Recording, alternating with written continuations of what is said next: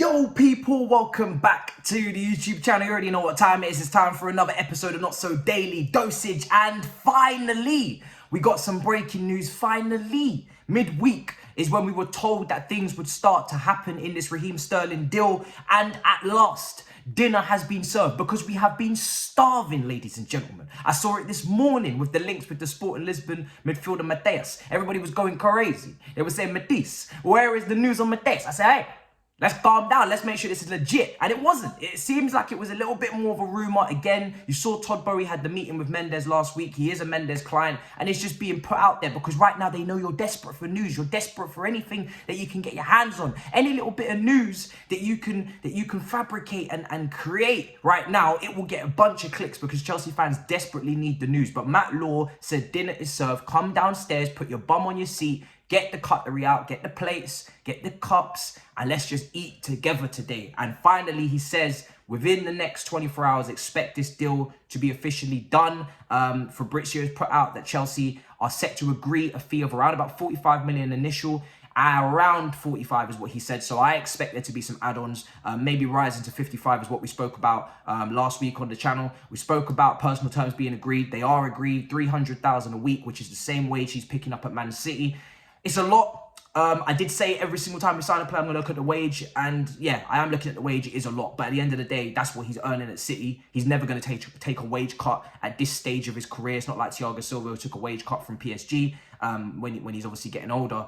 He's in his prime. Man City are paying him that. We're paying players that are not going to be anywhere near as important as a Raheem Sterling. About 30 grand less. Who I'm talking about, we will never know because I'm not saying a name, but you know what I mean. Do you know what I mean? So it is where it is, unfortunately, and it's a high wage, but you know, high expectations. Then you need to deliver the business. I'm expecting him to be a constant starter. He's a Tuchel signing. They spoke on the phone at length, is what's being reported as well. That the player is very convinced that what Tuchel's plan is for the medium and long term future, and also he's rejected reportedly, you know, or at least been pushing those moves back towards maybe a Barcelona or Real Madrid or Bayern Munich, who are all kind of been looking for wingers at some point in this transfer window and maybe have inquired and looked to see if he would be interested and started initial conversations. And apparently Chelsea was the team that he prioritized and he wanted to join the most. So it sounds like a player that wants to be here. Obviously, the fact that he's moving back to London, he was at QPR before he went to Liverpool, so he knows London. He's going to feel comfortable here. There's a lot of English internationals in the squad already, so I'm sure he's got some friends as well, which is all helpful, very important for bedding in and you know, settling in as quickly as possible. Of course, he knows the league. He's coming from a Pep Guardiola system as well, with defeating low blocks, which is something we struggled with. Am I satisfied with only this? Absolutely not. We need another attacker. This is not enough. However, for sure, it's very important that we got this deal over the line and that this official bid comes within the next 24 hours and the deal is done hopefully as soon as possible because, you know, Man City, they are going to get the money as they've been selling and doing pretty well to juggle their ins and outs in terms of net spend, so they can go and move on with their other target and other targets, Cucurella, etc. And of course, we need to bring in other attackers because we've lost Lukaku. Werner has been linked with moves away, but Ziyech is moving ever closer to AC Milan, so we need a winger to replace him. And whether Sterling plays on the left or he plays on the right will be very interesting. Of course, the player, you know, on the right flank, he's done very well at Manchester City. They always speak about it in terms of his assists to his games played. That's where he's been most effective from that standpoint. A good dribbler, good technically secure player in terms of, you know, tight spaces, first touch, and that's something that we've lacked. And of course, they look at him and they say, right, well, you can help us go past players. You can isolate players 1v1, which is what Tuchel was looking for. And therefore, that is a method of chance creation. That is a help to the system and not having to always be completely perfect and pass our way to death to find a way through. Get a player that can isolate another player from the opposition team and eliminate them out of their defensive structure and help us get to the next stage, whether that be a cutback, a shot, etc. So that's something that Sterling's going to help with for sure. Of course, the finishing, people will have their concerns. Is he going to be able to put the ball in the back of the net when presented with the opportunity? Or is he going to be able to, you know, from a goal scoring position where you maybe don't expect a goal, is he going to be able to provide that on a constant enough basis? It's going to be very interesting to see. You know, finishing could be a problem this season depending on who that second attacker is. You know, Kai Havertz, is he going to be reliable this season? He's got to step up. Broja, if he stays, he's going to obviously play a significant-ish role if he does remain, because he wants minutes, and of course he will end up being that second choice striker unless he was to bring in another striker. So he will have to perform and show what he can do. Pulisic, Hudson-Odoi, these younger players, you know, are getting a year older. They're going to have to perform and step up their levels and remain constantly available and fit, which has always been an issue as well. And, you know, like I said, with Ziyech, expected to go to AC Milan. So I do want that second forward in. And that second forward will tell me how happy I am about our attacking options next season. You know, that's going to dictate quite a lot. But the fact that Tuchel wants his player, the fact that the player wants to be here, which is a big concern right now for a lot of players that of course we've been targeting. And the fact that he is, you know, he is Premier League proven, of course. So you expect there to be no adaptation time. Just go straight in and start and do the business for us, hopefully. So I am mildly excited, I guess you could say. I'm relieved more so than anything that we're finally getting a player through the door. Because of course, panic has started to set in, like I said, this morning. Not me though, not me. I was calm, I was relaxed the whole way through. I swear to you, you would not see a single bit of sweat drip off my forehead this morning. I was a calm boy.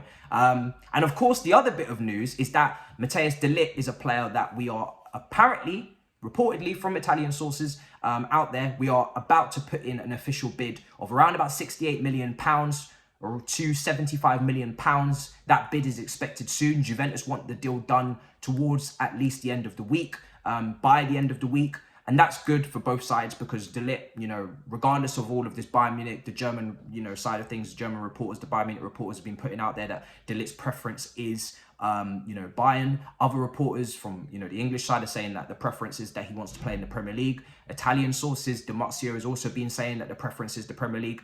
I didn't talk about it because I don't really care what your preference is. I've said it before.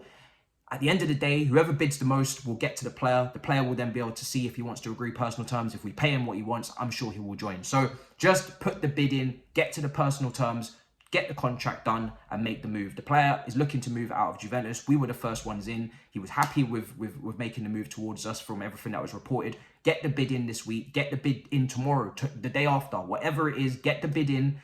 Get the structure of the deal done, and let's get the player in now, because we need a defender. It's not up for discussion. We need two defenders, but if we're playing a back three, we need two defenders. And if we're playing a four, then maybe you can, you know, skimp your way out of it, but you probably still, in my opinion, need two defenders.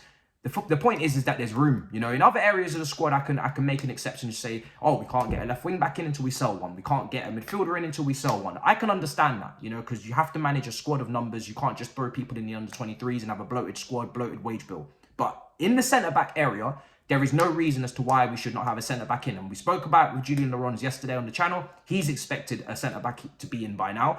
I would have expected one. You at home would have been expecting one by now for pre-season, ready with the seniors when they join back up. So get the centre back in. He's talented. You know, it's a long-term signing as well. He's young. So there's a lot of plus points. Do you know what I mean? And let's get him in. Let's get him working with Tuchel. Tuchel's definitely been working with centre backs with maybe just as many errors as he's committed this season. We know he's had a few errors. We spoke about that with the Juventus fan. Yeah, there's been some shaky moments, but we know this is a player with a lot of high potential. And Tuchel has shown with defenders the level he can rise them up to. So I want to see that bid go in for De Ligt. And if you can get De Ligt in, if you can get Sterling in, that takes the pressure off a little bit. Now pre-season, you've got two players for Tuchel to work with, and then we can pursue other targets. Of course, we know that we need another attacker, we need another defender, and then there's other areas that I'm sure will follow after that. But that will probably depend more on sales. You know, even backup goalkeeper. If you're looking at a backup goalkeeper, you have to assume that Kepa's going to go somewhere. Same with the wing back positions. There's a ridiculous amount of wing backs, just maybe not the quality that we're looking for. Sales will need to take place there, and same with the midfield. So I'm not expecting much more business to be done in the short term. Maybe towards the later end of the window, but I definitely think you can get maybe two centre backs in and two forwards in. And if you can do that, and the Ziyech deal comes off, and of course, then the other positions depend on outgoings, and that's understandable. Again, I'm not expecting, and we shouldn't expect all of our business and our whole team to be perfect going into next season. There probably will be a couple of players that we didn't really envision staying still in the squad because they're on high wages, because not many clubs can afford them, and that's just the market we're in. We're going to have to understand that. This is a situation where we are rebuilding, and it is going to take multiple windows before Tuchel gets a squad that he maybe is exactly really happy with. and fit what he's trying to do. But we need to make significant progress in this window, and we need minimum the 2 centre-backs, minimum the 2 forwards, and then you would hope wing-back cover, and then we go from there. So I'm happy, guys. It's a bit of breaking news because of the sources that are putting it out, because it's something that seems immediate, that is coming soon. And the here we go is what we're waiting for next. So hopefully tomorrow, bang, do you know what I'm saying? We get what we need and we get out, do you know what I mean? I'm not trying to play no more games. I've been keeping my mouth tightly shut for this whole Ligt Bayern Munich thing. Sterling, there's been no update since last week when we said on here that they agreed personal terms. We spoke about the fee of around 45 to 55.